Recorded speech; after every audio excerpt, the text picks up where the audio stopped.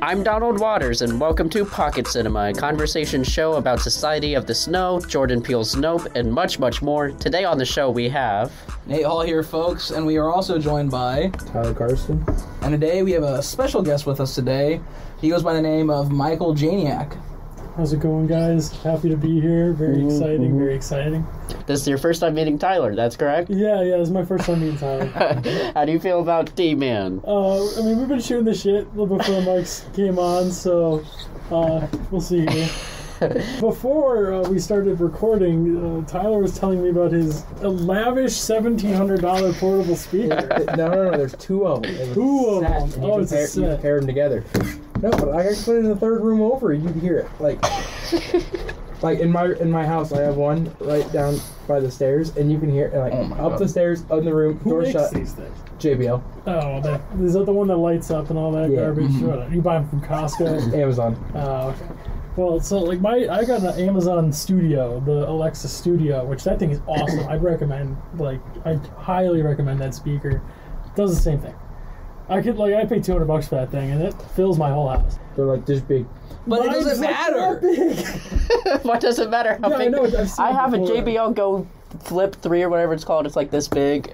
It's perfectly fine. It was $40. You can get two, and they're voice activated, the Alexas. I can get two of them, $400. Yeah. With a subwoofer. Yeah. Mine have two subwoofers in them. Mine has, I gotta get the extension. Oh, so you gotta pay for more. It's not gonna be $1,100. No, if I pay for more, it's still cheaper than that thing. What's the deal with subwoofers? Why do you like subwoofers? Why do you like... He likes the bass. That's about it. He just wants to hear the... I don't see okay, so I'm a big music guy. Right? And I'm Same. big music, not pop, not rap. I like that stuff, and I think that that's great for that kind of music. But for me, I'm listening to a lot of rock, a lot of metal, subgenre stuff, punk, and even the stuff that's post-punk, even that stuff that's highly artistic, highly produced. There's a lot of elements there. I never need that much bass. And if anything, the one thing I hate, my dad does this, and I want to smack him on the side of the head, because he'll always set the subwoofers in the house, for our surround sound, super high, and no matter what I watch, it's just shaking the house. I'll be sitting there watching the Barbie movie, and it's just why am I vibrating? What about Oppenheimer? That would be amazing for Oppenheimer. Was kind of cool, but here's the thing: it's a drawback. He's got the bass set so high, mediums? No, the dialogue gets drowned out because of the bass. I can't get. Well, Christopher Nolan movies are sound mixed like that anyway, so yeah. I don't like bass to that point. I like bass if the song That's not true. has bass. No, because if the bass is going to ruin the song, Tyler, we've tested this before. No, because the one Kakashi song has bass in the beginning, but not that much bass. But if you bass boost it, it ruins the entire beginning of the song. Yeah, but remember when we tried to do Under Pressure? You should listen to some. Okay, so I should preface this with I'm a bass player. I'm really into right now. I've been listening to a lot of sludge metal and stoner doom and stuff like that, which is slow, heavy, nasty kind of stuff. There's a band called Electric Wizard. You should play the album. Dope Throne by Electric Wizard with that much bass. It'll just put you in a trance, I bet, because they're down tuned to B standard, A standard, which is absurd. So we do have some music stuff I want to talk about before we get into the movies, but I apologize for this putting you on the spot, but top 3 bands all time. Yeah, that's hard. Can I do my top 3 as of late? Because I'll ask you guys this too. Yeah, my music taste. Are we isolating bands or solo artists? Artists, whatever, bands. I think it's pretty. Let me pull up the Amazon Music here. I had a question. We can cut whatever if you need time. I will say Electric Wizard has probably been on repeat for me lately. I really like them. I just love that sound. I've been listening to a lot of shoegaze lately, so that kind of brought me more into that genre, because when you get into the doom metal and stuff like that, there's definitely that wall of sound element there. So Dope Smoker by Electric Wizard, great albums, like that band I've been listening to a lot lately. Ariel, really love Ariel. They came out about 10 years-ish. I might be underestimating.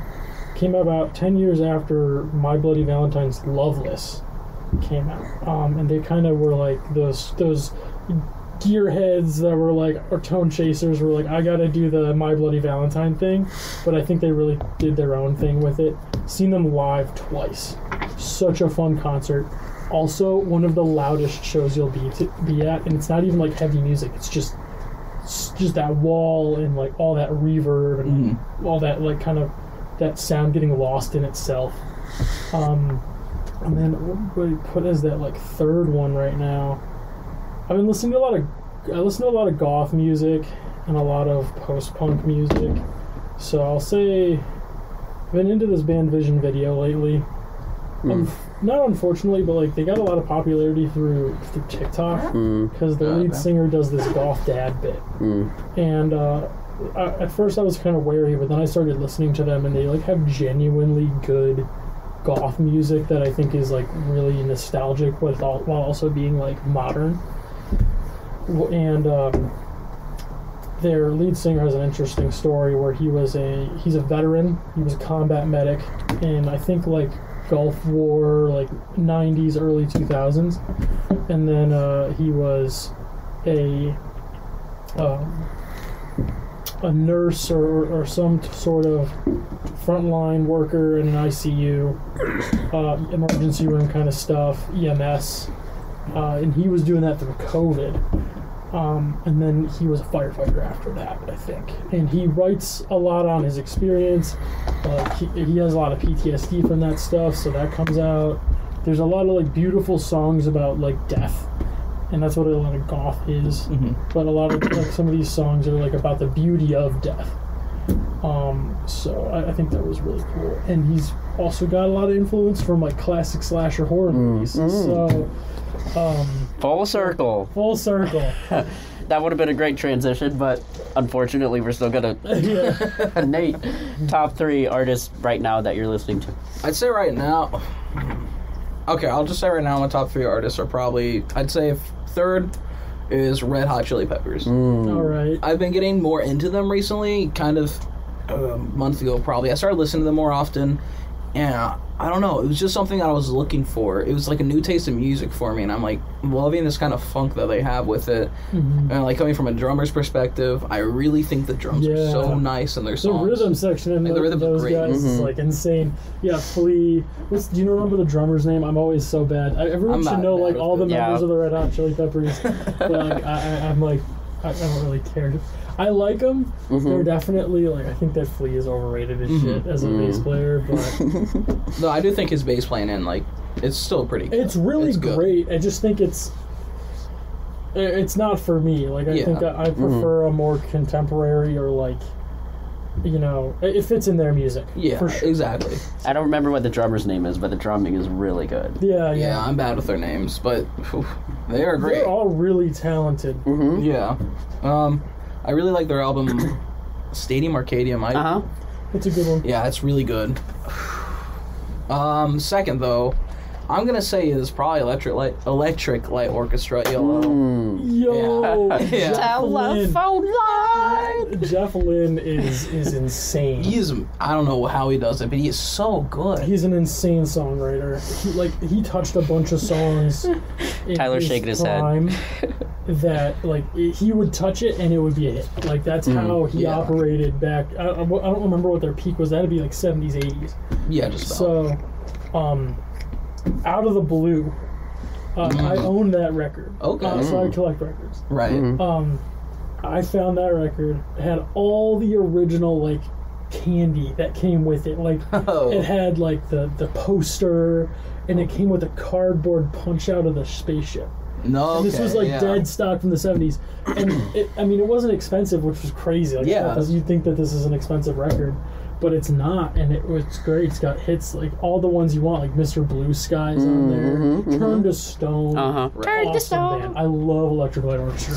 No, yeah, I love him. His orchestration, or if he's His like strings and everything just sounds so cool. I don't know what it is about them. Oh, it is so great. 70s, but at the same time like futuristic. Right. So weird. It's like a time capsule. Yeah, and of course, like, you know, Mr. Blue Sky also. It just reminds me, Guardians, you know, superhero, which I'm a big superhero guy. But, I don't know, and his voice is just so unique to me. I think it just sounds so nice and so good. Whenever I hear him, it's just music to my ears. You know, so I know you already asked me the 3. This isn't all time. This is not recent. Okay. This is as of late, too, because I just got into them. I'm years late. LCD sound system. Oh, yeah. They are I wouldn't say they're the same, but I like to think that maybe LCD sound system is like this future version of Electric Light Orchestra. Like it went yellow, and then we had Talking Heads, and then we have LCD sound system. I have their album This Is Happening downloaded on my Spotify. I haven't listened to it yet.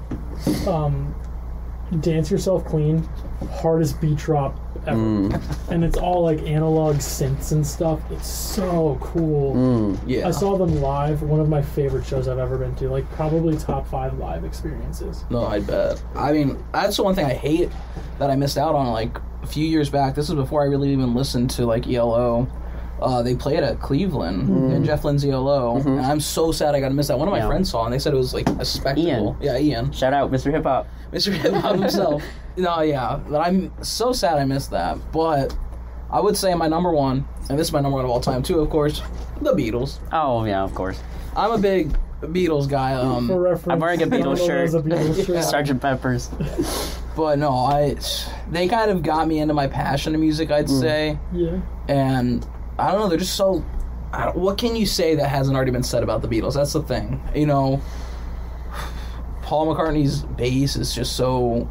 There's something special to it to me. It's not, you know, always unique. Over the top. It's unique. He would actually write the bass parts last. Right. So he could kind of have that dynamic bass part, and he was like one of the first like lead bass players. Like, it wasn't always like super leady, but I mean, as a bass player, like you sit down and try to learn those lines. They're not simple. They're not simple. He's definitely doing some cool stuff there. Right. Who's the best Beatle? I hate the violin bass though. The violin bass can burn in hell. Like that upright. No, it looks like it's called the Hofner violin bass. It might be another name for it, but the body looks like a kind of like a violin. Okay. They're just really dinky looking to me. Oh, I get you. Okay. Yeah, they're good. Yeah, you're talking like literally about like the bass that the one that Paul he McCartney played. used. Yeah, I just cannot. No, I've always wanted one of those because I love Paul McCartney so much. Get a Rickenbacker. Spend 5 times more on it, but it'll look cool. Like these things. It just looks so cool to me. I don't like that. It is just because it's like Paul McCartney. It's ugly. But my favorite Beatle, I'm probably gonna say is Paul McCartney. It's either him or Harrison. George. It's George is my favorite. Ringo's drumming, like it can be complex, but it's usually just like simple, but it sounds so good. There is, I will say, I think that you and me have the same understanding. We've talked about this before, where it's like, as a person, as a player, especially in the rhythm section, like you gotta know when and where to like. Exactly. You gotta know when to put the sauce on, and then when to kind of dial it back. Especially with bass playing, like and drumming, like you get too busy, it doesn't sound right. And I play like I do both bass and drums, and I never really like filling or anything. I like to keep a clean beat, and that's kind of Ringo's actually. From what I read before, is that he never liked to fill. They'd usually have to make him fill something in. It just wasn't his thing. I'm always a fan of like if I'm doing a fill, it's just like a little like transition into the next note. But it's like, especially like live. I've seen like especially these indie bands that are like, I'm from Cleveland, so there's a great music scene out there. You see these little indie bands that open up for people, and me being a snob, I'm always paying attention to the bass player. You got this kid in the indie band playing like a 6-string bass, doing all this crazy stuff. I'm like, dude, you're overplaying the shit out of this song. If anything, you're ruining it. Like, just dial it back a bit, and this song would be way better than it already is. Right. So speaking of Ringo, I love that man's nose. He just has the look at his nose. His nose. The schnoz. You guys think Paul McCartney actually died in like 1970 whatever? Or 60 whatever? I don't remember when that happened. I think it was the conspiracy. I don't know. It was really early in their career, apparently. Because I remember reading about it. I don't really know. I don't think it's true, but there was like a whole thing. That's probably not. Yeah, it was like a late night after a rehearsal, I believe. He was driving home, and I got this like insane. Yeah, he got an car accident. crash. He got decapitated. Is what I heard. Really? Exactly. I'm like, this I just is. thought, His capo was detained from his head. That's a reference to The Office. oh my gosh. You should have like a, you know, the like stereotypical alien sound, like the Yeah. You should have that put on the soundboard. Be fun. Should I go next or should Tyler? Because mine would be really quick. What? Mine would be quick. Yeah, let's go Tyler. All right, let's go, Tyler. Okay. Best for last. Yep. Yeah, that's me. I'm not best. Okay, I got you. Wow, yeah. Right, I'm the host, dude. Young Gravy. Gravy Train. Morgan Wallen. Oh, God. What was the third one? Rustage. Oh, they went. Nerdcore. They went to a concert. He's like some anime dude. He's eating a parm bite, ladies and gentlemen. So it's pretty much, there's this like genre of music called nerdcore, and it's usually rap. I'm not really a big fan of like rap, but it's like they sing rap about video game anime stuff. Oh, like Joey Valence. You heard Joey Valence and Bray? You would love them then. They have the Beastie Boys sound. Okay. But they're rapping up, it's like all 90s and early 2000s references. Oh, they have a new song that just came out recently where the intro is like this soundbite from SpongeBob.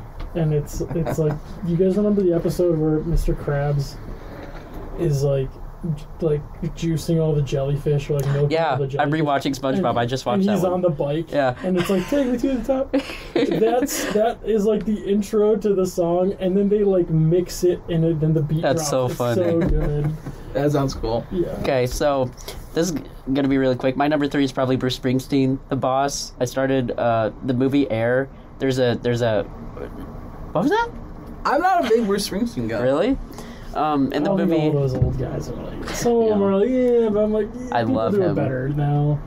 In the movie Air, they had a bit about Jason Bateman talking about what the song "Born in the USA" really means. It's a guy coming home from Vietnam who can't like find a job, and it's masked in a pro-America song, except it's really anti-American. You're just like, "Born in the USA," and it gets you amped up and everything. But it's like, oh wait, this song is really depressing.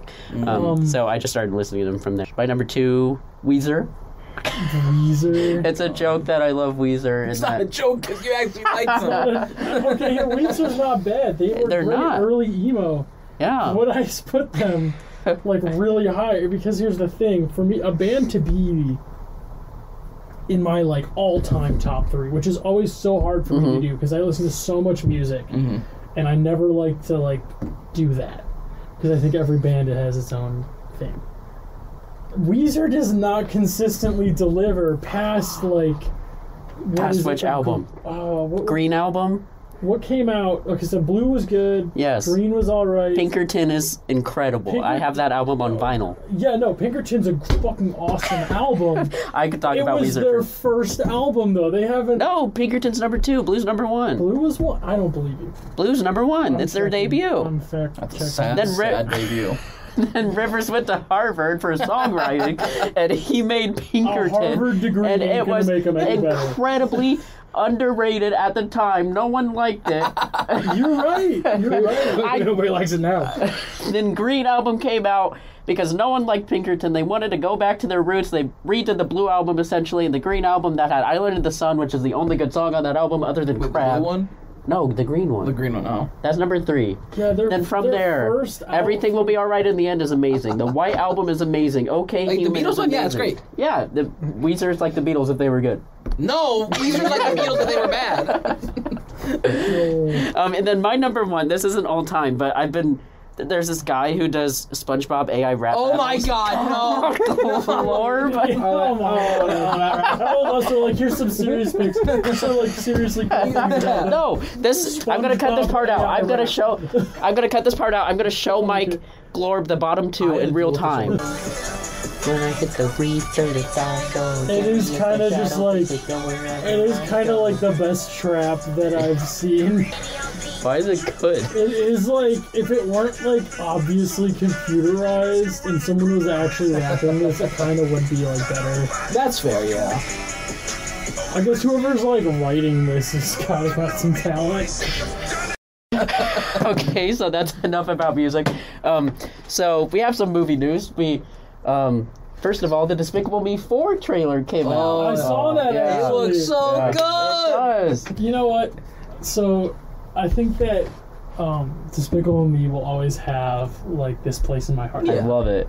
So it's I'm goofy. excited. I'm going to see it in the theater. Yeah. Whether it's by myself, whether it's with friends, whether it's with I don't want to see it with friends if I get invited. You get invited. I was in Africa in the summer of 2014 for like the whole summer, and we only had 2 DVDs, and those DVDs were Monsters University and Despicable Me 2. Why were you in Africa? My parents were doing study abroad. That's not a normal. Okay, yeah, it's like I was in China. I was in China. China the summer of 2018. You know, Doc. You know, like I know them, but like, did you just casually drop? Oh yeah, I was in Africa. Humble brag. I was in Africa. I don't remember any of it except I had 2 DVDs and they were Monsters University and Despicable Me 2, and I watched those 2 movies over and over every day. And was Simpsons it South movie. Africa? Or like Ghana. Yeah, it would have been South in Ghana. Yeah. Okay. And I was in Beijing in China. But we're not talking about that. Humble brag, I was in China. It was before COVID, so I didn't bring COVID Humble over. brag. I'm gonna be in England soon. Oh gosh. So, other than that, it was announced that, speaking of SpongeBob, during the Super Bowl, they're going to be redoing Sweet Victory in CG, and they're going to be performing that at the Super Bowl. And you're annoyed at this. You don't like that they're going to redo it. I don't like They that were they're supposed going to do redo that it. many years ago. So they did. They started it out and then absolutely screwed us over. For Travis Scott. Yeah, I was beyond pissed at that when it came out. We were watching it. Yeah. I think I vaguely remember that. Yeah. But now they're going to perform it in CG, which I'm not totally against, depending on how it looks. Because if it's like, you know, how like the Sponge on the Run movie looks, I think that actually is a decent, like, This should get visual mapped style. and animated. I'm That's just kind of like over. I've just been so over the commercialized, like, all that stuff. It's like, I don't really care who's performing at the Super Bowl anymore, because it's just going to be like whoever has been systematically writing music to get on the radio, and it's just like not. No, that's fair. I mean, I don't even care about the Super Bowl. And I only ever really care about watching commercials and the halftime show because it's still entertaining. Oh, yeah.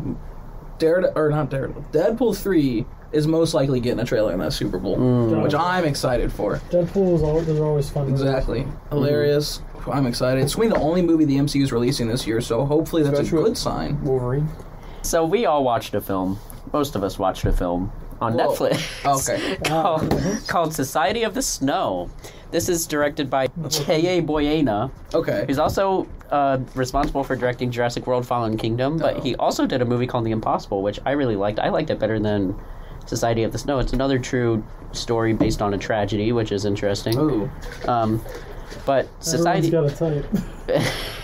Yeah, Fallen Kingdom is also kind of a tragedy when you think about it, because of destroying the Jurassic World franchise.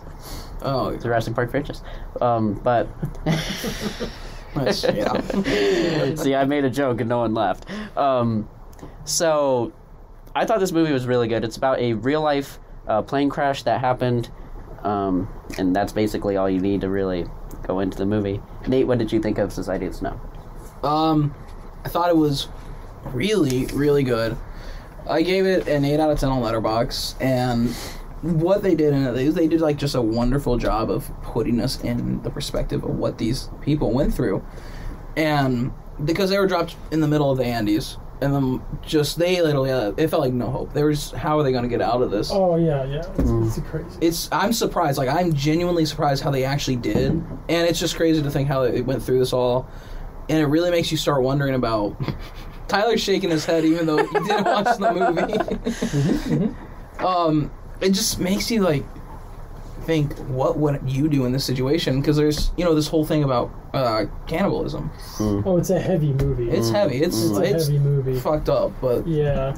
I mean, because my friend pointed this out, like, if you were in this situation, you'd be like, oh, or like, right now while you're watching, like, I would never eat somebody else. But what if you were put in that situation? What are you going to do? Meat is meat. Do you mind? Go ahead. Okay, so, I've watched, there's a show called Yellow Jackets that's on Showtime. And upon further investigation, so I watched this, I should preface this. I watched this movie last night with my roommate, Mavis. Shout out Mavis. And they were reading the Wikipedia article the whole time we were watching it. And they came to find out that Yellow Jackets is based on this true story. And I think it's important to note that this was a plane crash in the 70s. So they don't have the same resources we have now for like search and rescue and things like that. They're decades behind what we can do now.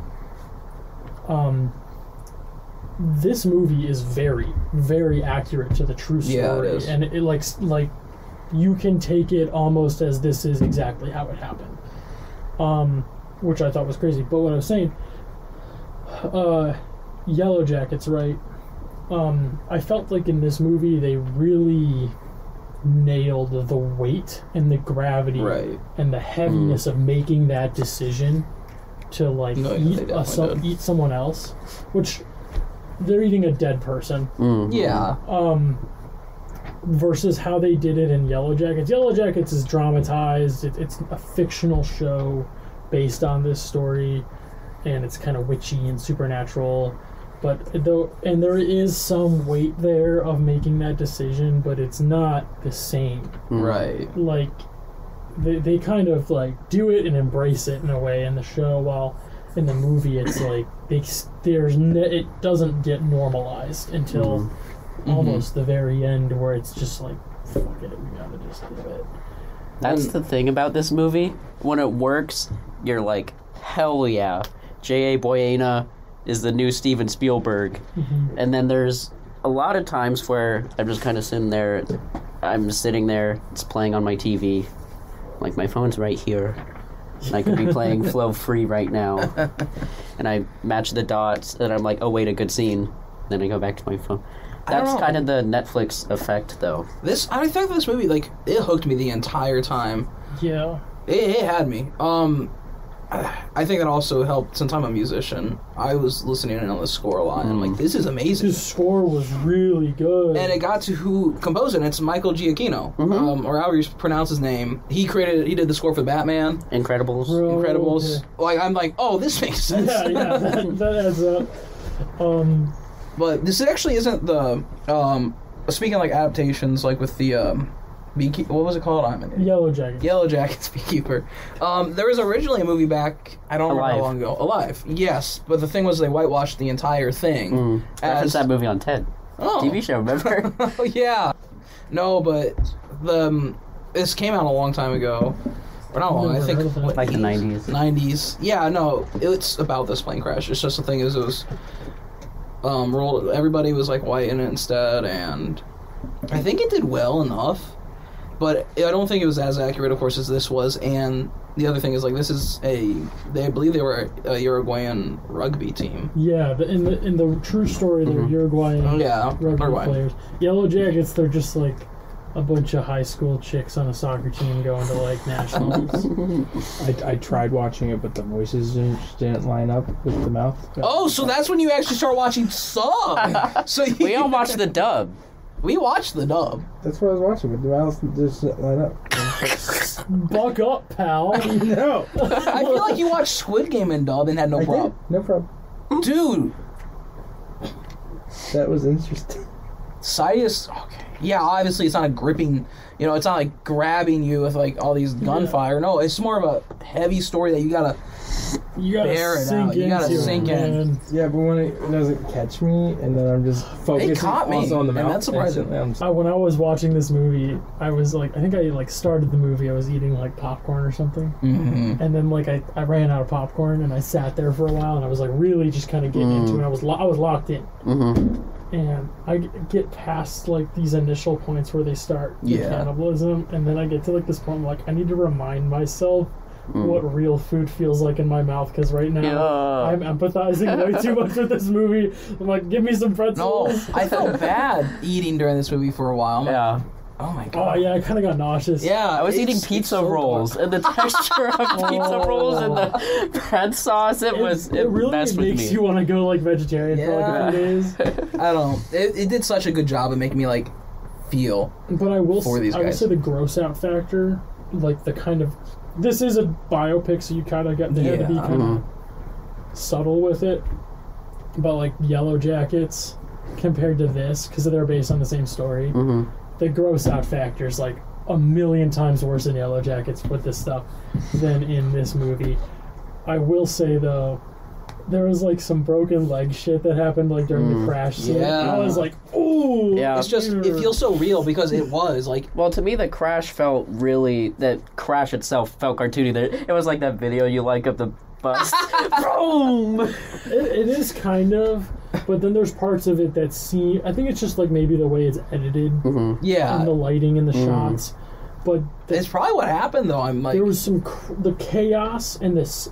Speaking of sound, the score was great, but the sound design during the scene was so great, and I loved the way that scene was. It was super intense. Like I think that's one of the most intense scenes I've seen in a while. Like it was really good. I loved that. There's a specific shot feel kind of cartoony that I'm thinking of a guy's head kind of smashing into the back of the chair and like blood splats out. Kind of reminded me of Terrifier when he steps on the.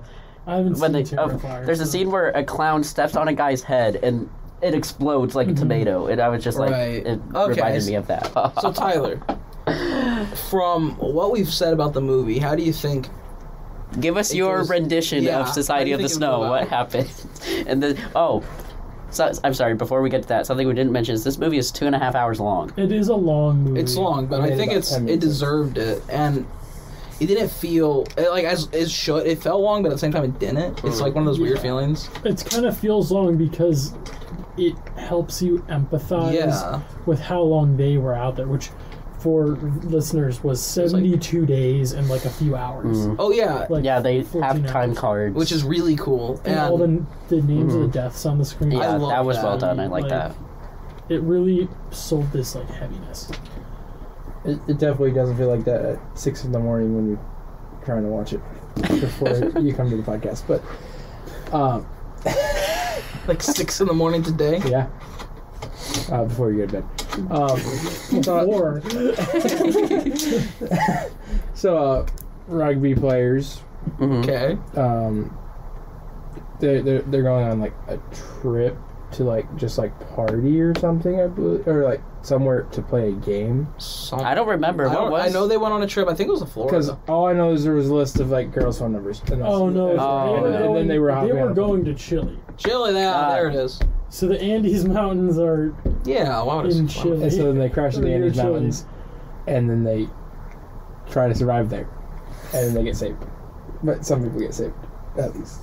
The poster does spoil it. Two. Did you guys see the poster? It spoils this movie. What? I mean, it is a real life movie, I guess, but like they're like, over here. Yeah, no, I'm not really that. If it spoils the movie, like I think it's they're gonna get in a plane crash like in the first 30 minutes, whatever. Yeah.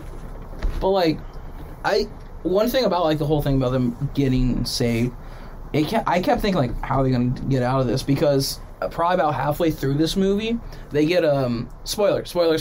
About an hour I think into this movie, they rig this radio thing up to actually where they could get like wait, is that your rendition? You're done? Okay. Where they get like news, music, whatever, and they hear on the news that this like I don't remember how long the search was, but the search for this missing plane or the plane crash that they were on is concluded. Like they weren't going to search for it anymore until like a few months or something, until it thawed out, until the snow melted some. Because at that point, then they're looking for bodies. Yeah, so at that point, like, it seemed like just all hope was lost. But they just kept going, and, like, they kept coming up with these different ways, and I'm like, what the heck's going to happen? And then, obviously, what does happen is that two of them, and I cannot remember the names. Yeah, I don't remember the names. That's the thing. I feel like there should have been a lot more character development for them. There's a lot of people, and I understand the point isn't the characters, the point is the event, but I feel like we at least needed to know at least one of the people. Well, there was one they focused on. Mando or something like that. I can't remember his name, but like... Yeah, about crying. It's okay to cry or whatever. Yeah. That scene was... I feel like he just didn't have enough... That scene didn't feel earned. There wasn't enough character development for that. I've just been having that problem recently with movies. Like, I can't remember characters' names. Especially with recognizable actors. I'm just like, it's like that guy that this guy played. I feel like they either should have had a lot more before the plane crash or a lot more after. Yeah. At least based on one of the people, so that we have, like, an entryway into the... Because... there was like a lot of people that kept and getting... it's hard to keep track of who's who. And it's like, this guy died. Oh, well... And it's like, well, we're trying to care about them eating somebody, but we don't really know the guy we're eating, so we don't really feel the... Well, I think that might be kind of intentional. It is, but I feel like it would have been more effective if we knew the guy they were eating. That's fair. Like, if the whole movie, if there was, like, 30 minutes... If the movie was an hour and a half, there was 30 minutes of the guy that they were going to eat eventually, in the beginning, going through his life, blah, blah, blah. Yeah, slightly more backstory to everybody that was on there. Not to everybody, specifically... A bunch. Not to everybody, specifically the guy that they were going to eat.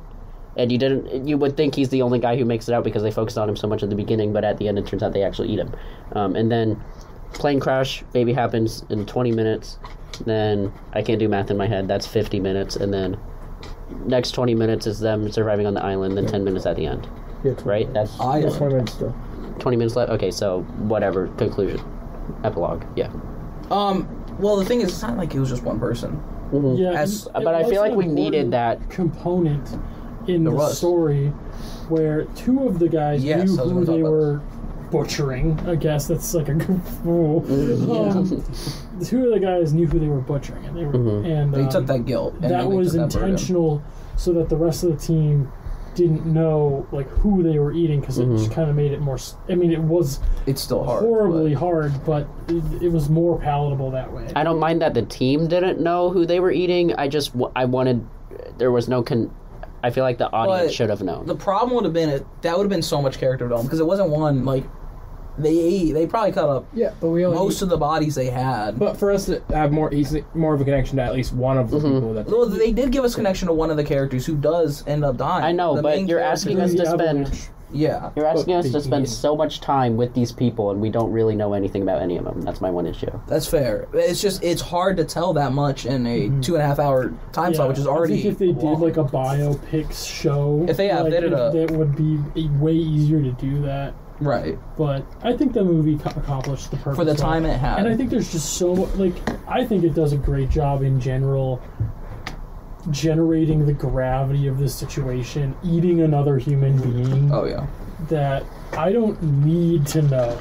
Like, this is still hitting me. Like, I still am. I get that. Yeah. Heavily emphasizing. Like, it's still heavily emphasizing like how these characters are feeling, and all like everything like that. Like the fact that they're packing the meat in snow. To I make remember it that now. not noticeable. Like, that got me. That was like, Jesus. So, what did we think? Was it good? I really enjoyed it. I thought it was great. I liked it more than the other movie we're talking about today.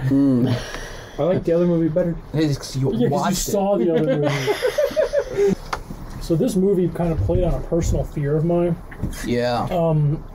So I snowboard in the winter, and when I was in high school, we took a lot of trips out west. So Park City, and I never went too far out of bounds, but I kind of dabbled, and dabbled with like just that kind of more secluded terrain.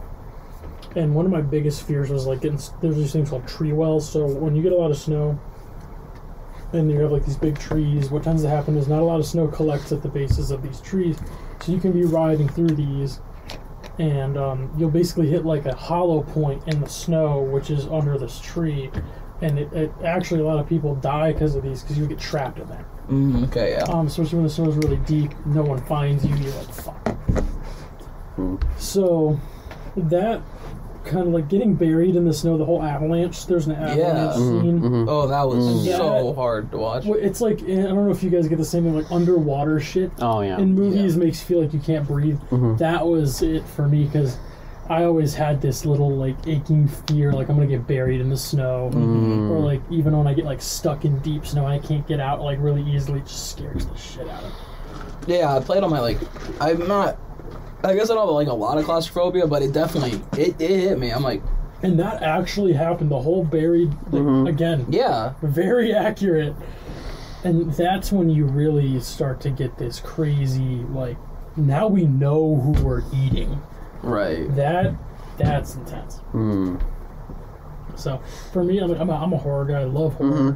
Me too. But I think we all cannibalism are. gets me every time. Yeah. Self-mutilation and cannibalism. Those two I'm not a huge fan of. And like cutting, like suicidal kind of thing. Yeah. Can't deal with that. Yeah, that's like, I mean, I can. It's just like, I do this. It hurts. Like, for reference, I'm like rubbing my wrists and hands together. So, always difficult. I did like this movie. I just feel like it was too long. We didn't get to know the characters enough. But everything else was very good. I liked it a lot. Mm-hmm. Well, so you could probably cut like 20 minutes out of that movie, and it'd still be just as good. Yeah, I guess so. But some beautiful scenic shots. Oh, yeah. The cinematography. Jinx was amazing. Yeah. Some, like, shining moment. Oh, in the beginning of that movie. Who did... Stanley Kubrick did this. Yeah. The Shining. Yeah. The Shining. Here! No, yeah, really, really good movie. I think I just love knowing the true story, because I've watched Yellow Jackets, really enjoyed it, watched it with my girlfriend, and I think it was really fun to Humble know brag. the real story. Oh yeah, sorry guys. Our next movie comes from director Jordan Peele. He's known for, it's pretty limited movies that he's done. Us, Get Out, and the one we're talking about is Nope. But he's more known for his presence on the long-running Comedy Central show, Key and Peele. Yeah. Because I'm like, I've seen this guy before, I swear. I've seen this guy before. He's like in every funny thing ever that's ever posted by Facebook moms. So the movie Nope is really about a lot of things. So what the surface level plot is two people trying to find an alien and get a picture of it so they can get on Oprah. But there's also a lot of deeper meanings about it. Tyler, did this movie pass your sleep test? Yeah. It did? Yeah. Wow. Well, to be fair, it's not in the theater, and I haven't watched it. So. You just like fall asleep in the theater. Yeah. We call it the sleep test. I don't know. I just passed out. You know what movie did not pass my sleep test? What? Skinamarink. Oh, I want to watch it. Out. It seems like slow, and you could watch like a highlight reel of that movie and kind of get the same effect, if I'm being honest. So, Nate, did you like Nope? Yeah, I'm really happy that I finally watched it. I've been holding off because I've been trying to find the right time. And actually today, it was as I was coming out of my Western Civilization class. I'm talking to my friend who's watching it with me, and I'm like, I really want to watch Nope, but I just don't feel like I'm in the right headspace for it. It's not what I want to do yet. I want to be in the right place for it. And we ended up watching, obviously, because I need to watch it for a year.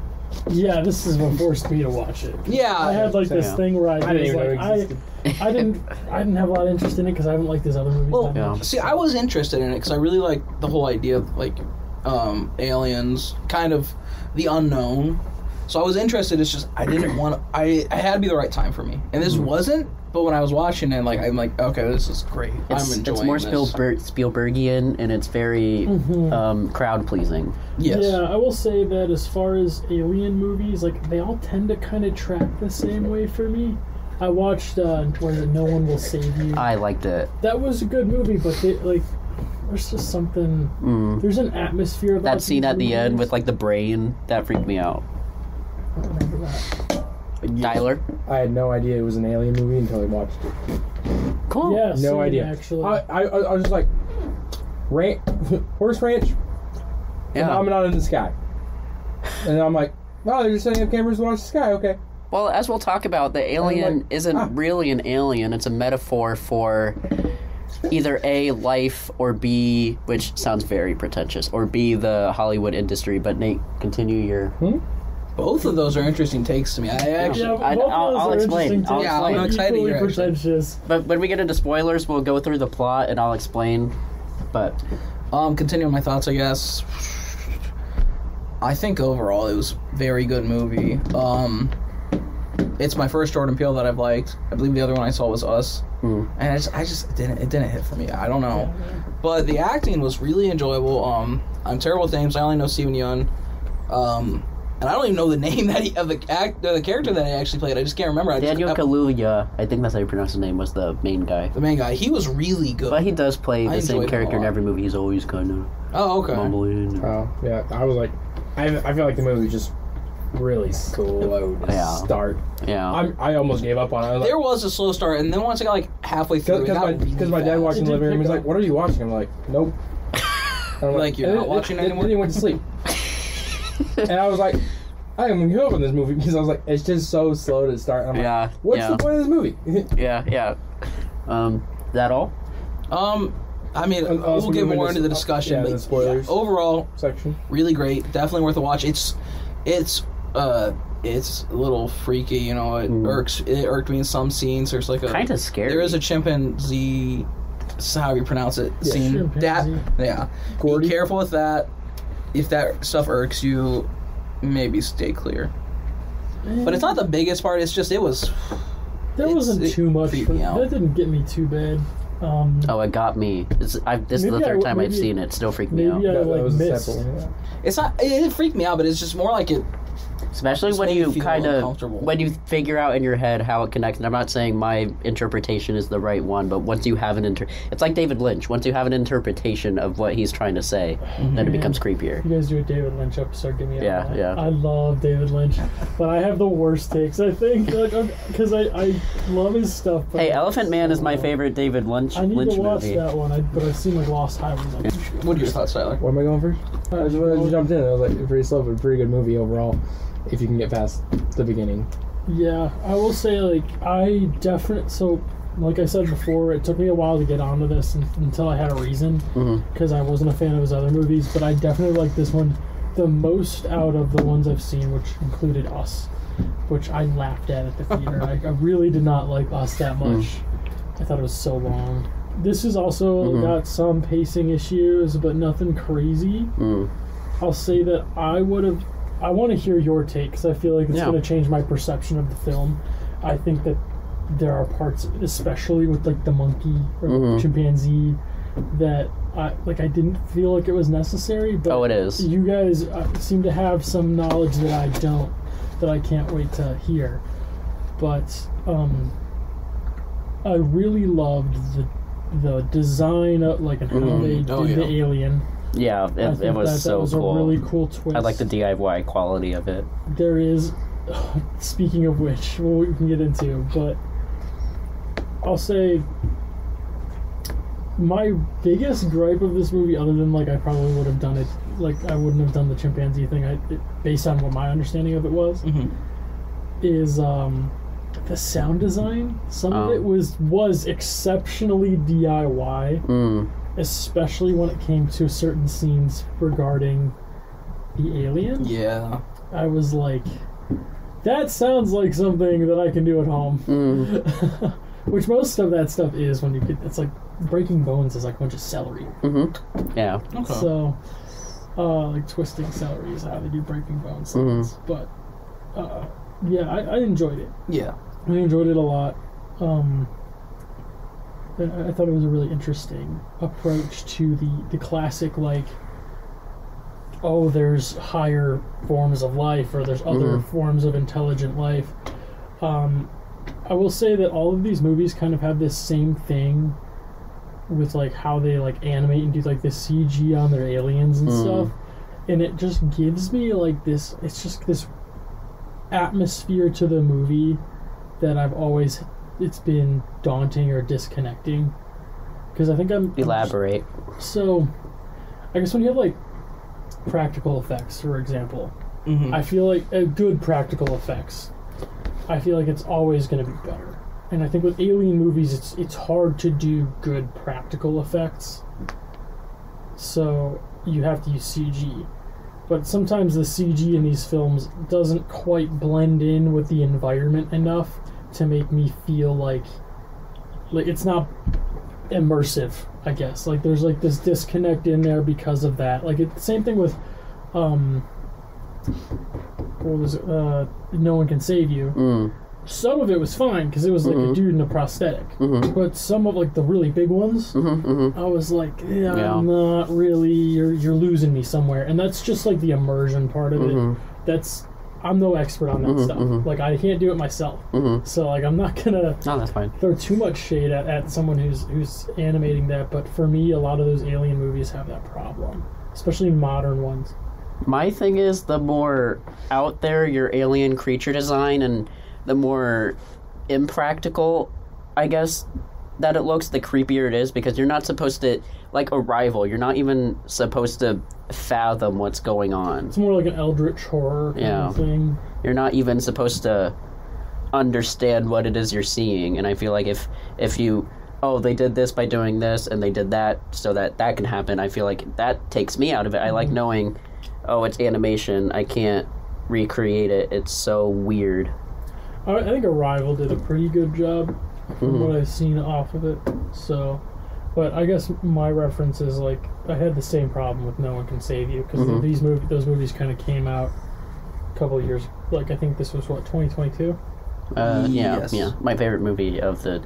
I think it's a masterpiece, and it's one of the defining movies of the 20s. But I'm surprised that you guys all liked it as much as you did. It was kind of a troll, because this is the biggest 180 that I've ever done with a movie. I first saw it when I was in California, and I hated it. Really? Yeah, I was like, what the f*** is this? Like the Goodfellas, I was like, this makes no sense.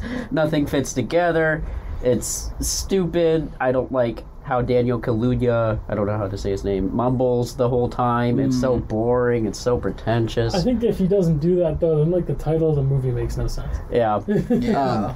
But then, and this is where the film buffs come in, Nate. I listen to my big picture, and I'm like, okay, I might watch it again. Then Robbie's my brother, he wanted to watch it again, so I was like, fine. And I watched it, and I was like, oh, this is low-key masterpiece. Or you like the Statler and Waldorf and the Muppets, were like, that wasn't that bad, actually. Bravo! I kind of liked it. Oh, yeah, me too. It was actually pretty good. But no. This is awesome. I love this rules. Yeah. So I was expecting you guys to say, I don't understand this movie, but I'm glad you guys liked it. Not everyone, you got more than just you who care about movies, you know? We're in the wheelhouse, we get it. Yeah. But yeah, we should go, scene by scene. So it starts with, Man, it seems hard for me. Yeah, because there's really no scene by scene. It's kind of abstract, but you should do your spoilers. Spoilers. So it starts off with the very first movie ever, like 2-minute kind of clip is of the black guy riding a horse. Yeah, which I thought that was cool. Yeah, no one knows who that is. It's a real thing. But it's not a period piece, which I find interesting. So it's not the guy who was in that original video. It's I guess relatives of or someone connected to the estate of that guy. And then what happens from there? I forget. You are missing in the beginning. Yeah. The first thing that happens is the main character is out on the ranch with his father, and the father's on the horse. The great-great-grandson of the guy on the horse. Pretty much he walks away for a second, moving something, and then stuff just starts kind of flying out of the air. And he turns back, and the horse just being kind of still, and his grandfather is not moving at all. He's kind of like head down, head down, head just kind of slumped, like slack neck, chin to chest. Dead. So basically then just the horse starts moving. Riding the horse. He falls off, and then we find out later that he's dead, and there was like a coin that went straight through his eye. He wasn't dead yet. Yeah. But he was going to die. He was going to die in the hospital. He died. Yeah, basically paralyzed on the horse. Yeah, so... And then bleeding. With that scene, especially because the way that he was on the horse and the way that the coin entered his head. Yeah.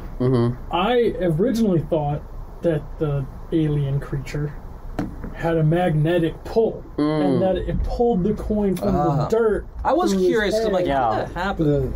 So he must have been looking up. Yeah. Yeah. That's why all the posters. Yeah. And that's kind of a big thing throughout this movie. But it did. I think it did a really good job of establishing that, like, all right, that's something weird. I wonder what this mystery is. I hate how they played the alien as like it's just a stupid animal, like it already like a bug, just being territorial and has almost no intelligence. Get to that. You know, that's a little. Yeah, no, that is a big thing. That's one of the implications I saw throughout this thing. Yeah.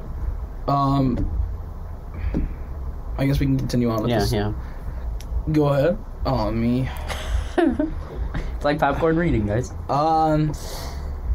So I'm just the host. You guys do the work. I'm just the host. They're shooting a commercial, or not. Well, they're shooting something. Yeah. I'm not entirely sure what it is, but For the farm, I'm pretty sure. yeah, it's something for the farm.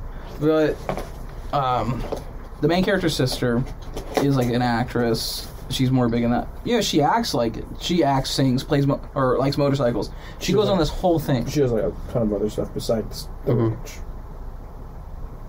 Did I not just say that? She deals like drugs, right?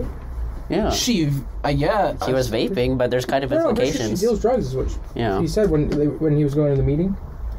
Oh, I have no. Yeah. And he's like, you do all this, and but this should be your main thing. And then she's like, no, this is my side gig. Oh yeah, he has a better memory than we do. No, he's like, you shouldn't be promoting your other things when we're trying to do this. I never got the feeling that she was on anything. Yeah. Like she might have been high. Like I'm not saying she's weed, doing stuff. I'm saying she's selling it. The vape might have been like she has this vibe like she's maybe like a chronic smoke marijuana user, and that might have been like a dab pen. I don't think there's anything there. Like no, it wasn't character. like cultural. It wasn't significant to the movie or the character maybe, but like I think his problem was she's trying to promote herself when he's trying to save the ranch. That's why he's here with the horses because he's been selling these horses the whole time. Which we find out because he tries to buy them back, he can't buy them back because they're gone. Yeah. And he's selling these horses, or like this horse at least. He's been selling them to Stephen Young's character. I think he goes by Jupe. Yeah, something like that. Yeah. But he's been buying horses. He kind of owns this ranch thing now. That it's like a cowboy. Stephen Young's. It's like an amusement. Yeah, it's an amusement park attraction. He's it's like a little carnival. Yeah, he thinks he knows how to control the alien and make. Well, we get to that, because this is where we learn more. The alien. It's when the aliens. Yeah. Well, this is where we learn more about Gordy, and we find out he was on the show. He was through the entire intro of this movie. Yeah. There are clips of Gordy. I'm just trying to. Go ahead. This detail. So the entire, like, let's say first half of this movie. And to go up, huh? When they showed Gordy. Yeah. So the entire intro, you get these clips. At the very beginning, as the Universal logo is playing, there's the clip of the lady in the TV show saying "Nope." It is kind of cool. So through the entire intro of the movie, through the first half, we get these clips of this sitcom set where a chimpanzee has obviously gone off the chain. You could say he went apeshit. And turned on the cast members, to say the least. And we find out that Stephen Young's character was the child little boy. star He was the main, of the show. It's called like Gordy's Home or something. Gordy's house, something like that. Well, we found that out later. Yeah. Well, we find out he's like, oh yeah, I was there for the whole thing. He was telling this to the main character and his sister. He's like, I was there for this whole thing. It was a spectacle, and he says that. Well, he's talking about the SNL recreation of. Yeah, he's talking about the SNL. He said, like, so bizarre. He said like he was like directed it and was the person. So that's what I felt weird. But yes, and he was watching the SNL thing. And he's like, yeah, it was to a T. And this will play further on to his character and kind of how I feel like do we think Gordy was like just abused by the rest of the cast members instead? No. Well, that is kind of what's implied because any use of animals in film is basically like a no-no. Because Gordy wasn't going to kill. Yeah. Him. Yeah. He's more of just reaching out and being like, I'm good. Well, I think that's what Stephen Young thinks happened. Yeah, but then he was fine. He wasn't gonna. Oh, because he didn't come after Stephen Young's character as a child. He just beat up that guy and then was like. Well, he beat up he killed the entire cast. Yeah. What happened was he just finished. But if you notice, Stephen Young as a kid just didn't look at Gordy in the eyes. That's why Gordy didn't kill him. But he thinks that Gordy didn't kill him because they had some sort of Tiger King-esque connection. You know what? With the exploding because fist bump. you think he's looking him in the eye. Yeah. But there's a tablecloth Yeah. between the eyes. I didn't pick up on that. Because that's... Until and Stephen Yeun didn't either, which is why he goes on to be what he is. But because he keeps trying to recreate the spectacle, and that's what he thinks he can do with the alien. And this big thing overall is the alien is, well, as Tyler said, was that they made him into kind of like a dumb animal. Yeah. I saw him; he was a predator. They kind of made him into a predator, and he didn't like being looked at. The alien, very territorial creature. If you looked at it, the alien, it attacked. That's kind of its whole. Yeah. Yeah, but predators would attack you nonetheless. Tyler. Let me think. From what no, because like a bull. The main character. A bull's not a predator. The main character kept looking down for a reason, because if he looked at it, it would go down. I don't think it's so much about it being a predator as much as it's about a defensive. Yeah, like it's kind of like how it wants to stay hidden. Like pack leaders, alphas, and like how alphas establish themselves. You look at me, I'm gonna kill you. Okay. It's like looking me in the eyes as this animal, that's a sign of disrespect. Looking away from me, I have no problem with you. So I think it's not so much about it being a predator, I see food, I need food, I kill, as much as there's this territorial aspect and like, I am king, respect me. I mean, there's, like as Donald said, there's some underlying themes here that aren't apparent, but at face value, that's what I'm getting from the alien. Do we know why the horses would just run? The horse, remember, freaks out when it looks itself in the eyes. Yeah. There's a lot of stuff about eyes in this movie. That's kind of why I was going on that. And that's something I actually didn't pick up on, and I do want to rewatch it again with that, because David Lynch has the famous every scene has the eye of the duck scene, where I think it's like Eraserhead. There's like a really weird scene with the duck's eye, and you have no idea what it means, and then it just cuts away. And he said every movie has a scene like that, which is the core meaning of the entire movie. So that would be kind of interesting to look into, but I never picked up on that. I never knew that. I gotta look into that. So let's continue the. And this is gonna sound. I don't remember. Does Stephen Yeun's character get killed by the alien? Yeah. Yes. Yeah. Okay. So because he's trying to get the alien to come down. So it always comes down. Yeah, but he's trying to show this to the people because he's trying to recreate the spectacle of what Gordy was. Yeah. He's trying to recreate the feeling he had of being part of this. Yes. Crazy event. Because it's consumed his entire life. Because he is famous not because of the show. Not because of the show, but because of what had happened. Mm-hmm. And he's obsessed with it. Mm-hmm. He has a replica of the place in his ranch. And you guys were saying, maybe Gordy was abused, but if you notice, Gordy was completely normal, and it was a birthday episode, and there were presents and balloon pop. He goes insane. What I'm talking about. I feel like Tiger King is an interesting kind of conversation piece with this, because what's the guy's name in Tiger King? Gerald Baskins or something? Not Carol Baskins, the other guy. Oh. It's been way too long. He thinks he has a deep connection with these animals that could at any second turn on him. And I feel like that's what Stephen Yeun is going through. Well, because there was a whole thing, they talked about the exploding fist bump that him and the Gordy had. And right before Gordy gets shot in the head, because police or whatever came in to kill him, Gordy is going for an exploding fist bump with Stephen Yeun. Yeah. They just recreated Harambe. I guess. They could have tranked him. I don't know. I probably would have done the same thing if I walk in there. Oh, that's a mutilated body. That's another body. So where were we? Is walking in on set. Where were we? Harambe is a touchy subject. We should. Yeah. I still, my heart goes out to Harambe. I poured one out. I'm about to pour this one out. So where were we in the plot? We were at the ranch when they were selling the horse, but pretty much getting up to they just start seeing this. The main character starts noticing a moving object. Yeah, a moving object. It looks like a flying saucer. It looks like a flying saucer. And it is a flying saucer. Yeah. I guess that's the thing. Yeah. The entire time, until maybe the last quarter of the movie, you're under the assumption this is a flying saucer with little green men that operate it. Yeah. And so is Steven Yeun. His character is... I'm sorry, You're fine. His Steven Yeun is under the assumption that this is a flying saucer with little green dudes in it. Mm-hmm. No, I don't... Oh, yeah, right, I'm thinking of the main character. I was like, yes. Yeah, so But what has been happening, I guess, I don't know if you guys probably know this, but... So he goes to sell the horse, like you're saying. Yeah. Steven Yeun's obsessed with his time on Gordy, all this, and he wants to recreate that with the aliens that are in this flying saucer. And he uses the horse as bait. Yeah. And he thinks that, like, they're abducting the horse. And they do the same thing at every time. Like, he had a horse sitting out here just regularly at some point on this part of his ranch.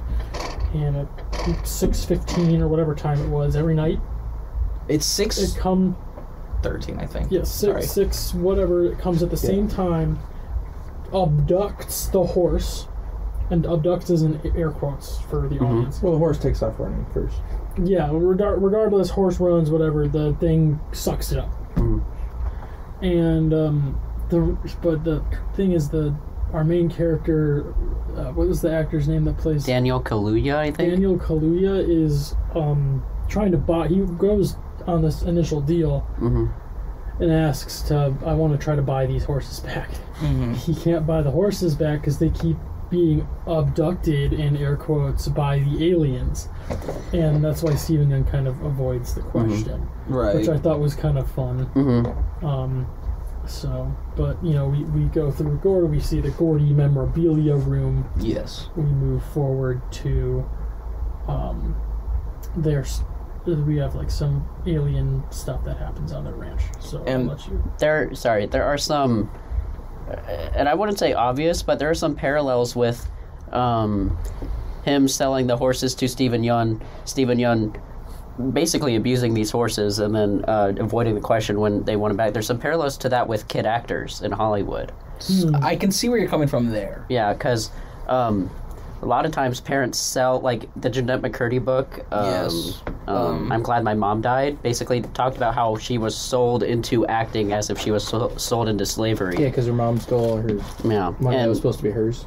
Daniel Kaluuya is kind of like audiences, like 10 years, like let's say there's a girl in like some cult famous comedy movie or whatever, the audience is saying like 10 years later, whatever happened to her, Hollywood kind of avoids the question because they were essentially most of the time abused and or driven to drug addictions, etc. So that's kind of what that means. Okay. But yeah, it's the greater to meaning. To me, I don't. That's your greater meaning. That's where you're seeing some trends. Yeah. Now, did you just for out of curiosity's sake, did some of the stuff you listened to about this movie mention that at all? They don't really, because it just came out and it was like their initial impressions. They just kind of talked about surface level the movie. I don't like analyses of things. I like to come up with my own meaning. So this is based on your analysis. Okay. I just wanted to know if you got that from I would give full credit if something isn't my idea. All right. But yeah.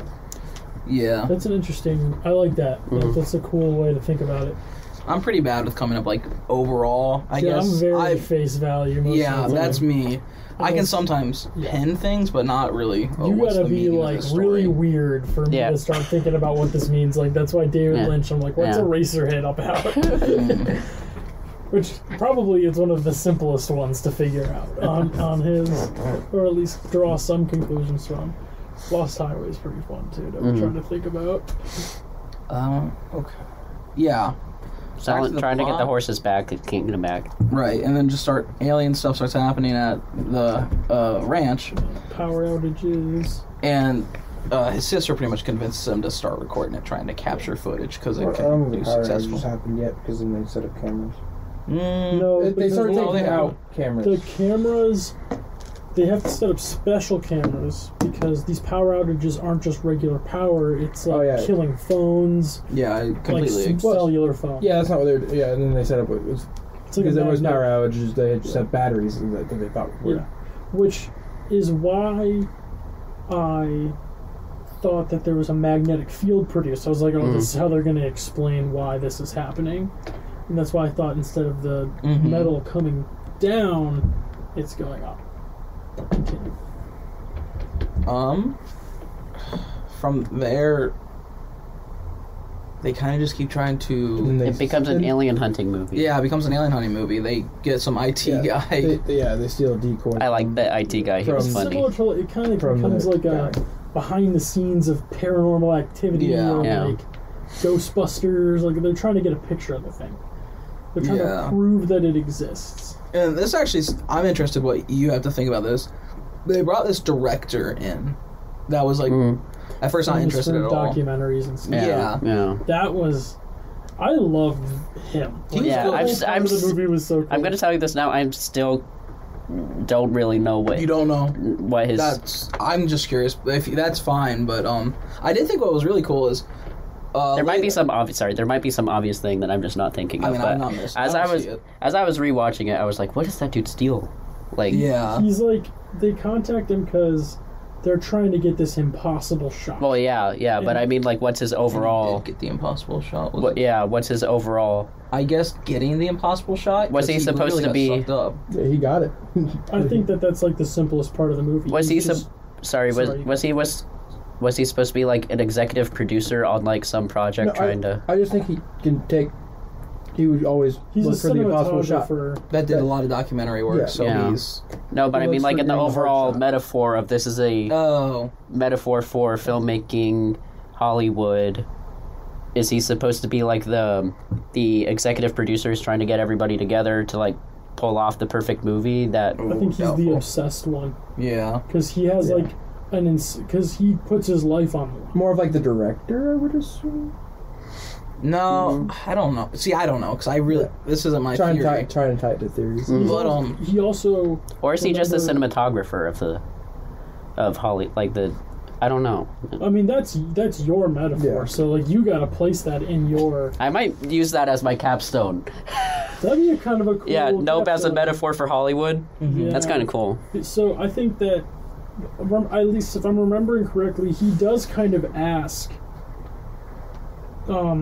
the main character, Daniel Kaluuya, I think. I want to say Kahlua, like the Yeah. I'll call him DK for now. Is that fine? Donkey Kong? Mm-hmm. So, DK wants to... he asks him to put... He asks DK's character to put his life on the line again. Yeah. Because the first time, he does it. He puts his life... He, rides the horse... and the flying saucer's chasing him. Right. And then apparently he thinks he gets the shot. Like, at least the two that are in this tent trying to get this shot. He asks him again, I think, because then he runs up on the mountain, he's like, I gotta get this picture, and then he gets it. Yeah, he wants it again. He's obsessive. But going on that shot of DK riding on the horse, I thought it was really cool. We missed the reveal of this movie, which is important to what we're talking about right now. Do you want to? No, you go ahead. I've already said a lot about this. I feel like I'm talking so much. What? Guess. Oh, say it. So the flying saucer in this movie isn't operated by little. It's just a weird. The flying saucer is a giant animal. It's an animal. It's like a weird glittery kind of thing. We have to rearrange this in post. No, it's fine. Probably fine.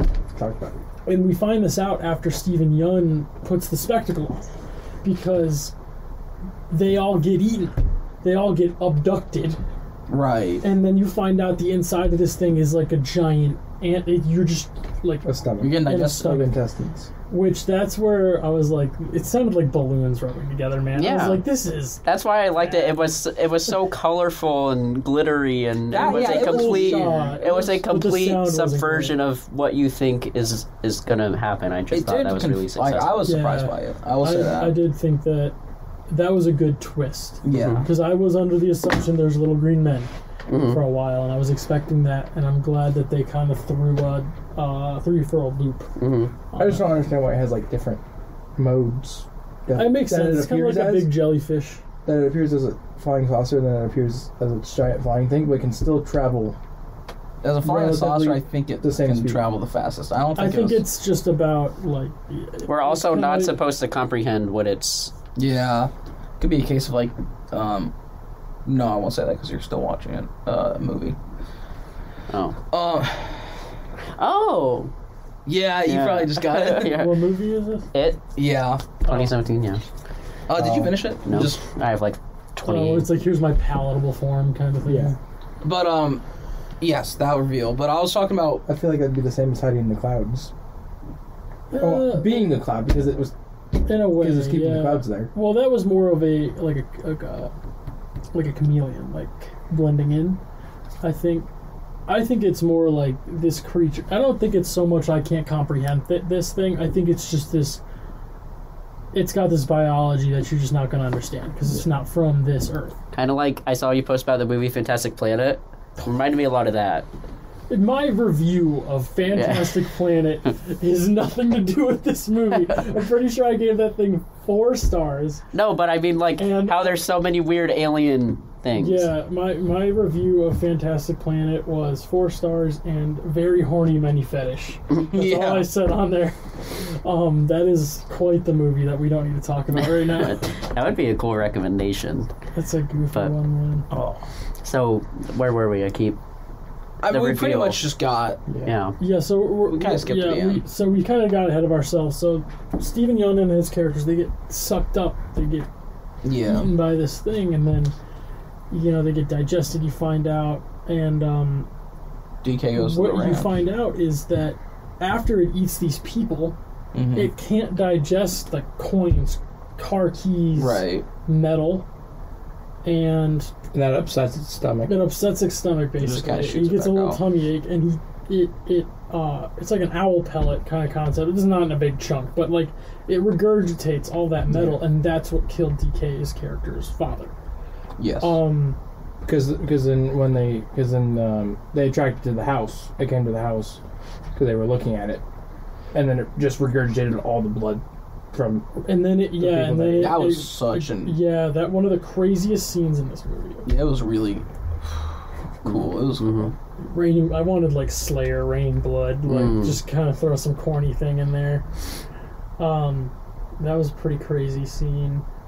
But then to bait this thing, they put like a training mannequin horse. Yep. Out in their field, and it eats it. But it gets kind of lodged in the creature, so there's a big streamer hanging from out of its mouth. I loved that. That was cool. Did you hear that, though? Yeah. I can cut that, but it's probably just the janitor. No, yeah. Here in the studio, we have a janitor cleaning up our coon caves. That horse, like that fake horse, really pissed off the alien too, from what I remember them talking about. Yeah. A tasty snack. Psych. No snack for you. Yeah, eventually, and I'm probably skipping something, but the director, was finally like, alright, you have something here. And he gets on board, and now they're trying to figure out how to trap it. He hears it on the radio that Stephen Yeun's character and the entirety of anyone at the ranch that day went missing. Yeah. Inexplicably. And then he's like, okay, maybe there is something going on down there, and I should have listened to these two cracked out weirdos when he called me the first time. And then TMZ shows up. Well, now do you see how the Gordy sitcom kind of connects with Stephen Yeun's character? Yeah, I the whole like recreating a spectacle thing, definitely. I didn't think about that the first time around. And also, he thinks like the monkey, he has a connection with the alien. I don't get so much about that, but I guess I can understand. Like he has a misunderstanding. The monkey is an alien. Good question mark? No. It could be an alien. No. Could be an alien. Daniel Kaluuya could be an alien. Okay. Back to the chimpanzee and that scene. The shoe. There's this the shoe that stands up of the shoe, and I can't tell. Is that just a regular sneaker? There's no way. Yeah, the shoe. Or is it a high heel? The shoe that came off her foot and was just standing straight up. It's like doing this in the middle of the floor. I didn't even pick up on that. Really? They focus on it. They definitely picked it up. I saw it. Well, they didn't really focus on it. It was just there in the background, just standing straight up. No, we got a good shot on it. So for the audience, there's a shot in the movie where you didn't shoe pick up on is that? standing perfectly horizontal. I did. I just forgot about it. That's an explanation. Don't look at that. I want to know. Cause oh, there's an explanation about it? Jordan Peele answered it himself, maybe. Maybe he's it's a few. That's really interesting. Because I have no idea what Because then I was like, was the alien there? Or something? Like, it could have been. See, that I was thinking about for a second. I'm like, maybe the alien. The monkey could have been an alien. Maybe they I don't know if it was controlling the horses. Could they control simple-minded I don't know if it was animals? control, but I feel like Does it control animals? Simple-minded animals. no. I thought it was more of a fear. Because the horses thing. would all freak out. Yeah, I thought it was more of a fear, not a control. Yeah. Maybe the chick got scared they would because run. they detected They'd something. run towards it. I don't think they'd run away. Do they run away from it? I don't Yeah, think. Did the they just monkey- run. I don't think there's not enough focus on it in the film. to Did make the a monkey clear get explanation. mad at the balloon pop, or did he get mad that he figured that he thought someone was that he had the So it could kind of sense of someone trying to balloon control pop him? triggered it, maybe. Or did the Maybe. alien control the monkey? Right. I don't think I don't think there's any mind control. I don't think there's mind control in this. No. I'd love to know the explanation of the shoe because Let's read it. there are shots that it is emphasized. I mean, the Stevie Young's character literally held on to that shoe. Yeah, I definitely noticed it. I just didn't. It's like a red herring or something. Maybe just. But Let's read it in real time. Before you read it, my prediction, if it has anything to do with the alien, is that the alien was present in the area. Yep. That's what I would say. And the biological GPS of the chimp just went haywire because it was in the presence of this thing. Right. That's what I'm sure I'm way off. But Fangoria. Jordan Peele explains what the hell was up with the shoe and Nope. Fangoria, I trust Fangoria. Okay.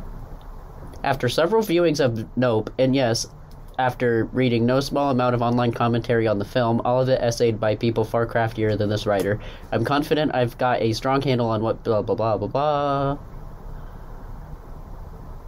Yeah, Peele appeared on a recent episode of the Happy, Sad, Confused podcast and when asked about the meaning behind the shoe, he had this to say. The shoe represents the moment of where we check out of a trauma. In Jupe, he zones in on this little shoe. That's Mary Jo's shoe that has landed in a precarious, odd situation. And this is the moment that he dissociates. So the shoe for me is in essence, in one way, it's the impossible shot. That's the impossible moment.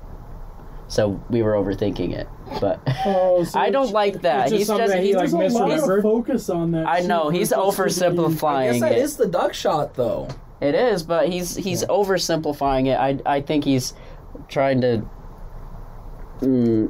I don't know. I feel like there's more to it. Yeah, there was so much reference back to that. Basically, you just said that he misremembered. I'm kind of digesting this, and I'm trying to think back on the rest of the film. It's so disappointing. That's why I don't like analysis reading them, because your idea. You're never gonna come up with that. I know, but what it could have been is so much cooler than what it actually is. Yeah. So. That's disappointing. If you think about it. That's not what it means. If you think about how like when DK's character's father dies. Yep. When the father dies, he kind of checks out at some point. Like, he starts... The coin that's pinned on the wall, I think, is that for him. Is that him disassociating? Maybe. But I can see that... I'm sad. I can see those themes throughout the movie. Because that character, DK's character, the whole time is kind of absent-minded. Right. Yeah. Until there's like an explanation, which then movie needs to be movie. So that's all right. I can get behind it. I'm not.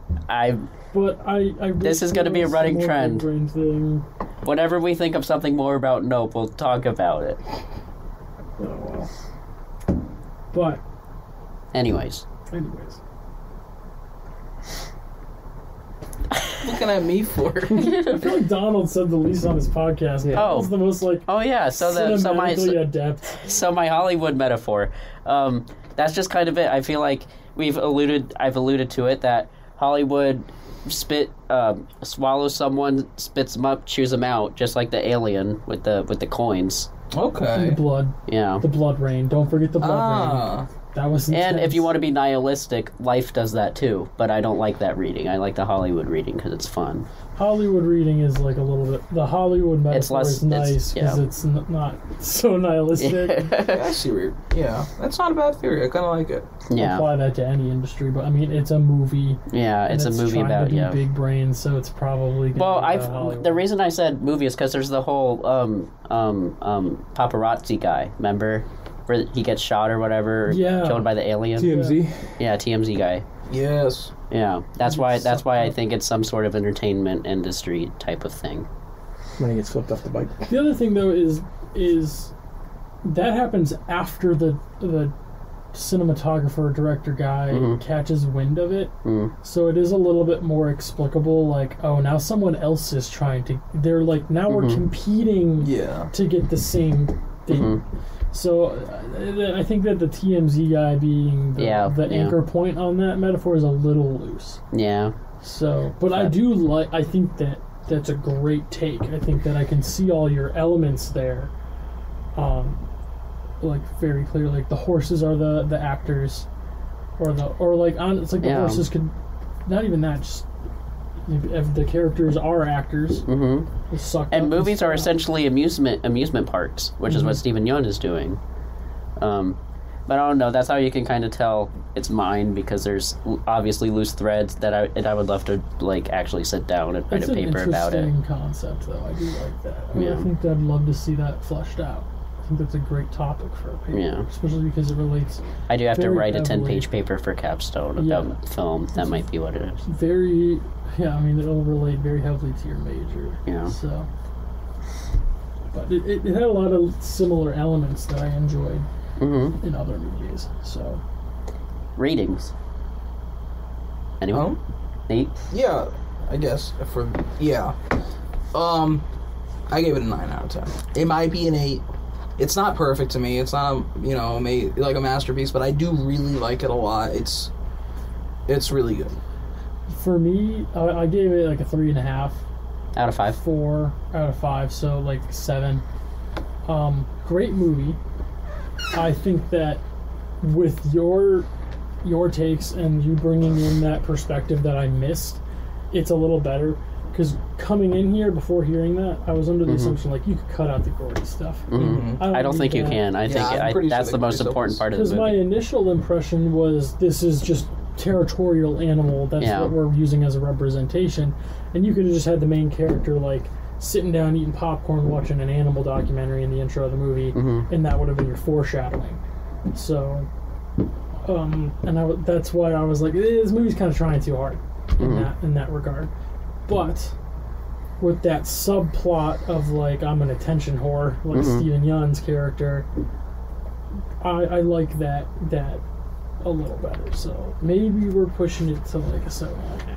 Maybe we're getting to that range with that. Okay. Initial impression was a 7. Additional input, I'll push it to an 8. I like that. Okay, Tyler. I'll have to give it just a 7.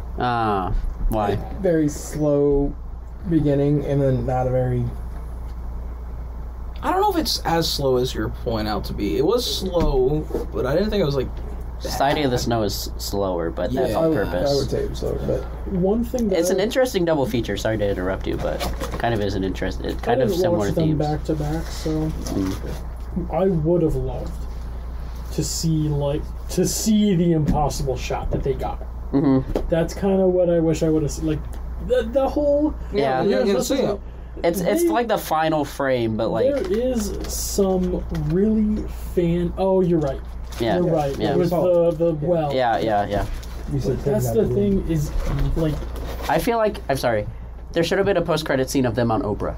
That would be cool. That's what I said first time I watched it. I'd love that. But here's the thing, right? So... When I watch horror movies, I'm most of the time I really don't care about like all the existential symbolism. I usually am going in there for like I like the feeling. I'm taking it all at face value, and I like when movies like that are smart. This movie is kind of smart. It's very smart. The way that the director going, I have a crank handle camera. I know. This thing kills all electricity and batteries. A crank handle that I'm reloading like a machine gun. And I'm doing this. That's badass. Yeah. That's cool as hell. Because here's the thing, he misses the shot. He runs out of film at the, I think he runs out of film, and he would have gotten this amazing shot of this thing sideways, trying to come down like. I love that we Top Gun, Maverick, garbage. Like that's so crazy. Yeah, I see. But I don't see the point of wasting all the film. Nothing's happening. I love the fact that we don't really get an explanation of what the alien is, which is why I feel like when you read analyses, it kind of ruins it. It's like, oh, that's what that was. Here's the thing: is like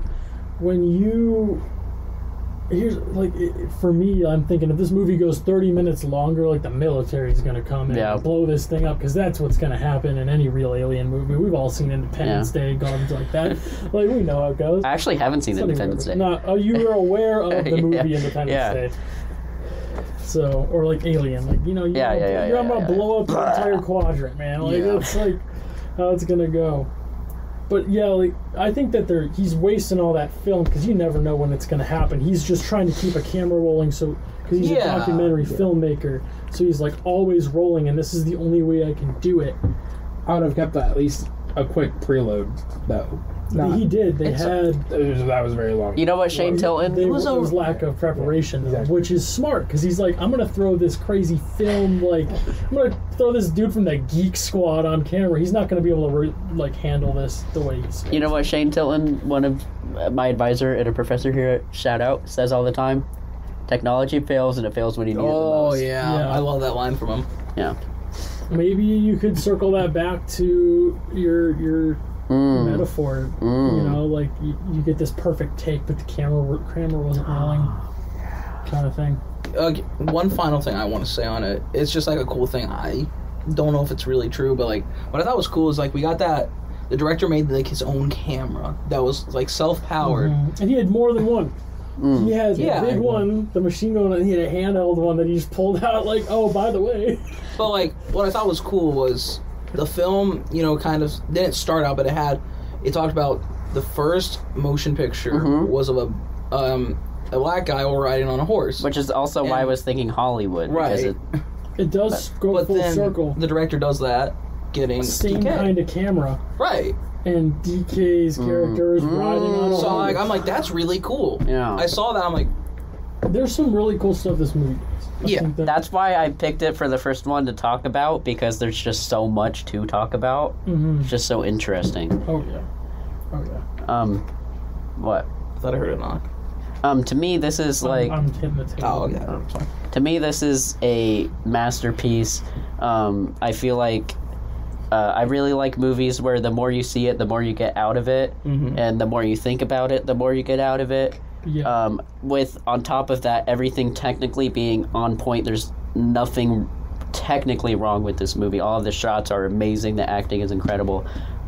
It's paced perfectly, especially after the second and third time. I know the beginning is slow, but once you kind of know what you're getting into, the slow beginning is kind of cool because it gives you more time to kind of get immersed into. I feel like I'm gonna enjoy this. Yeah, pick up on more Easter eggs. So to me, this is probably at the end of the decade. I know it came out just at the beginning, but it's probably going to be my favorite of the decade, other than Killers of the Flower Moon. I've not seen that. It's really good. That's an entirely different conversation. But this movie is my favorite sci-fi movie. It's not my favorite horror movie, but it's definitely in my top 10 horror movies. This is far from a true horror movie. Which is also why I wanted to have you on, because you're a horror movie guy. Yeah, definitely have me back when you get into some Oh yeah. Cannibal Holocaust. No, I don't know about that, but I think you guys should watch Mandy. Yeah. Mandy is one of Nicolas Cage's best movies. It's so campy and goofy, but at the same time, it is a genuinely amazing movie. That's what I've heard. It's very fun to watch. Another one that is kind of it's related to this one with Nick Cage, and it is Color Out of Space. Oh, yeah. Oh, yeah. I haven't seen that yet, either. I've been meaning to watch that. Maybe we can get together and watch that one. It's a good one. But But yeah, obviously 10 out of 10. When I first saw it, it would have been a 1 out of 10. Now Really? yeah. That's a big jump. Yeah.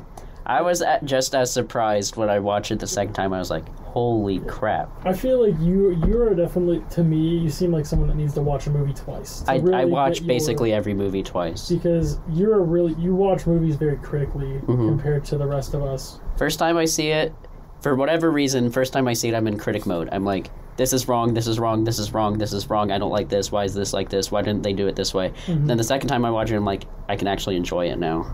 Yeah, I totally get that. And I've also seen a lot of movies, humble brag. But that's a humble brag already.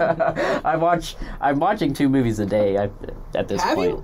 Have you been on that schedule? I'm trying. Okay. I got sick past few days, so school, obviously, and work.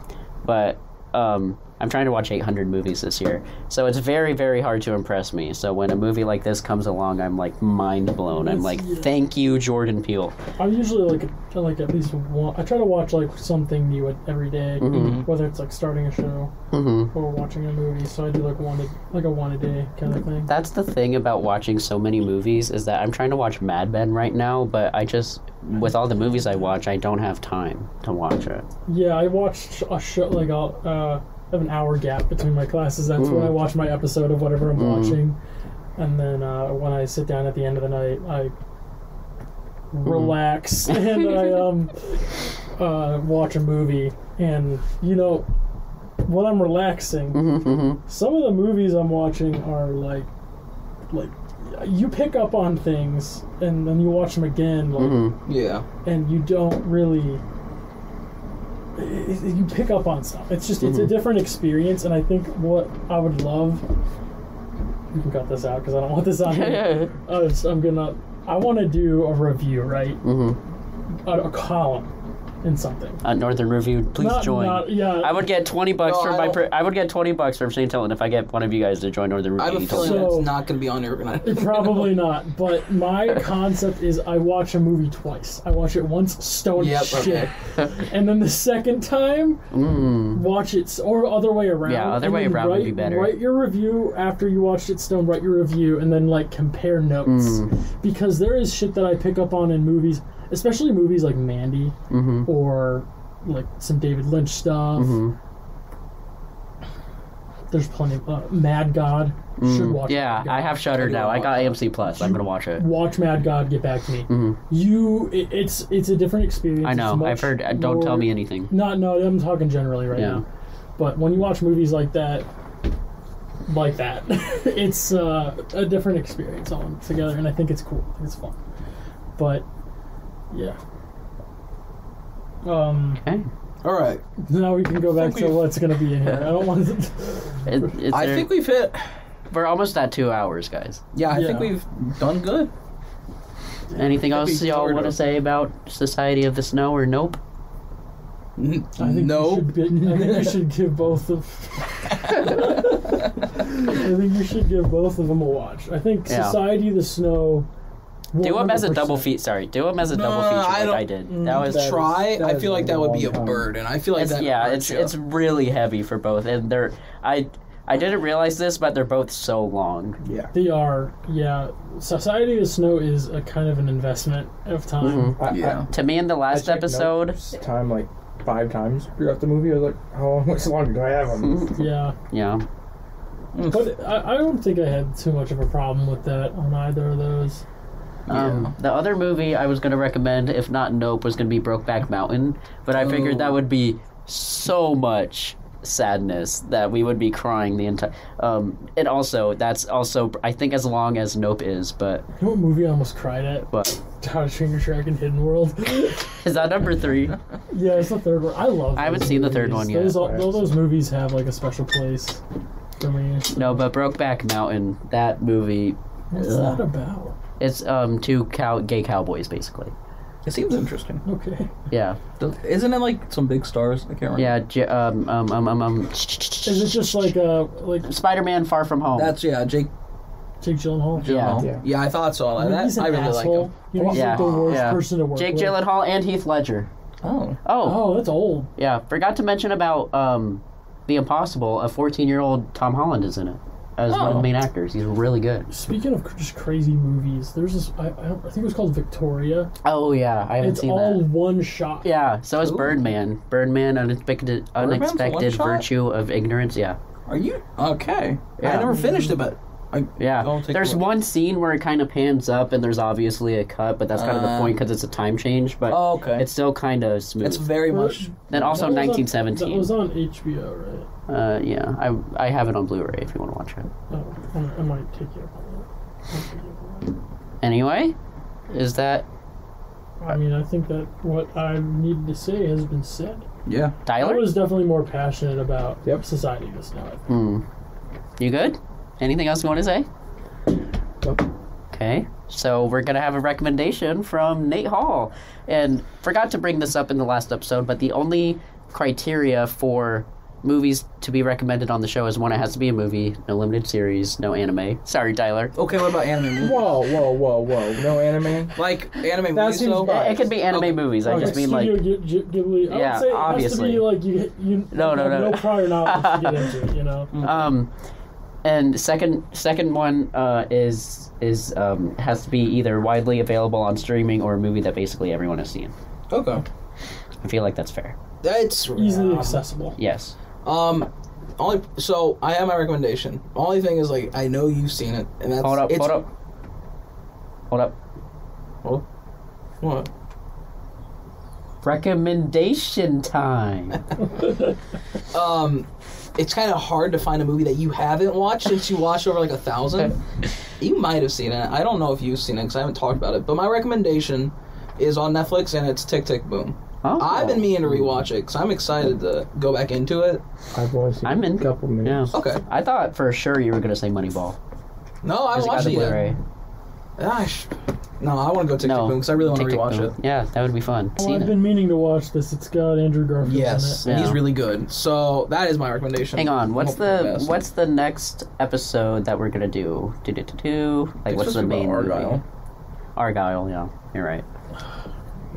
Yeah, it's the only big release. So it's the only big release out this weekend. Oh, that's the main reason why we want to watch or talk about it. I'm glad you guys didn't invite me on that one. We're probably gonna go Sunday, and you said you worked. I'll probably if I'm not doing anything. Do you want to go? Join you, yeah. Okay. Yeah, we'll let you know. I'm always looking for shit to do. So yeah, it's fucking sleepy ass town. Yeah. So if you want to watch Tick, Tick, Boom, it's available on Netflix. Yeah. Anybody? Last words? Nate? Thanks again for joining us. Thanks for having me on the show. Yeah. Absolute pleasure. You're going to be back on. I hope that I'm back, because I had a great time. And you might be... I love this. I kind of want it to have a different guest every episode, but if that kind of falls through, you'll be fourth chair. Yeah. I'm always looking for something to do. You know Ada. Mm-hmm. Oh, should I not say that? No, it's fine. It's a Northern Review show. Oh, okay. You know Ada is a sleepy town, so I'm always looking for stuff to do. Also, if you guys ever want to get together, watch a movie at my place, I need to take you up on that. I got an excessive supply of popcorn and a cat. Well, we could also watch it at my apartment. Yeah, you have like a theater. So, yeah. Any last words, Tyler? So yeah, I could definitely see the 10 o'clock showing tomorrow. I'm not seeing the tomorrow. I would actually do that. I could probably swing that. Is there a late showing? No, it's after 10. I have to do stuff tomorrow night. Excuses. With Tyler, me and you could have a little date. How about that? It's the Kingsman people, right? Huh? It's the Kingsman people, right? Yeah, but that guy also did Bullet Train, which is one of my least favorite. It wasn't. Okay. We're not going to talk about Bullet Train. We're not talking Bullet Train right now. Yeah. Tyler, what are your last words other than that? No. Nothing? That's not going to say G Fuel, Domino's, Pokemon, anything? Candy corn G Fuel's pretty good. No. Candy corn G Fuel is pretty good. Okay. Thanks for listening, guys. Bye-bye.